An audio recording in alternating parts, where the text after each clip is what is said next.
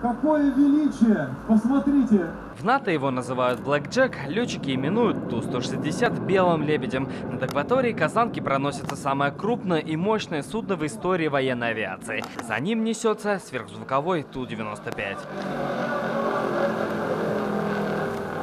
Не случайно Казань считается одной из авиационных столиц России, которая на протяжении почти 100 лет конструирует и строит воздушные суда различного назначения.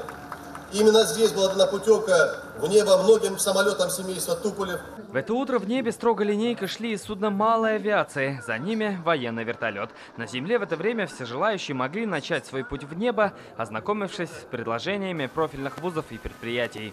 Мы сейчас прошли по выставке, посмотрели, как работают с кадрами, посмотрели последние достижения их работы.